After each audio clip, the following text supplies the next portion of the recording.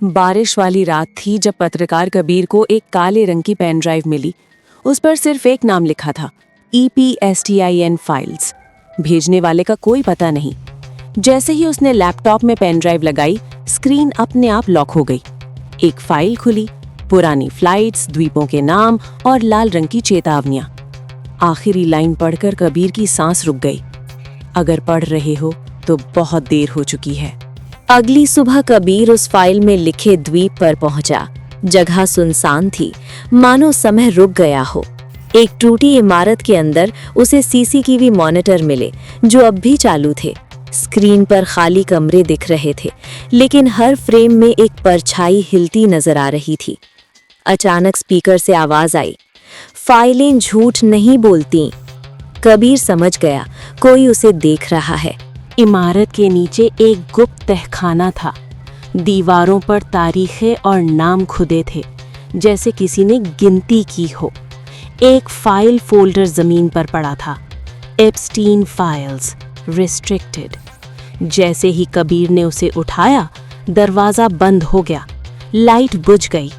अंधेरे में किसी ने फुसफुसाकर कहा, सच बाहर गया तो हम सब जाग जाएंगे। कबीर का दिल तेज धड़कने लगा। टॉर्च की रोशनी में कबीर ने देखा, कमरे में सिर्फ वो अकेला नहीं था। दीवारों पर परछाइयां थीं, जिनका कोई शरीर नहीं था। हर परछाई एक फाइल की रखवाली कर रही थी। एक आवाज़ गूंजी, ये रहस्य दबाए नहीं गए, इन्हें कैद किया गया है। अचानक फाइलें हवा में खुलने लगी। पन्नों पर लिखे शब्द खून जैसे लाल हो गए। कबीर पीछे हट गया। तहखाने से निकलते ही कबीर को एहसास हुआ कि बाहर की दुनिया बदल चुकी है। उसका फोन काम नहीं कर रहा था। आसमान लाल सा लग रहा था। लैपटॉप अपने आप ऑन हुआ और स्क्रीन पर लिखा आया, अपलोड इन प्रोग्रेस। जैसे जैसे फाइलें अपलोड हो रही थीं, परछाइयां दर्द से चीखने लगीं। कबीर समझ गया, सच बाहर आ रहा है और कोई उसे रोकना चाहता है। हेलीकॉप्टर की आवाज आई। काले कपड़ों में लोग उतरे, चेहरों पर नकाब। उनके हाथों में वही चिन्ह था जो फाइल पर था। एक आदमी बोला, एप्स्टीन फाइल्स कभी सार्वजनिक नहीं होनी चाहिए थी। तभी जमीन कांपने लगी। तहखाने से काली रोशनी निकली। परछाइयां अब इंसानी शक्ल लेने लगी। सच को दबाने वालों का समय खत्म हो रहा था।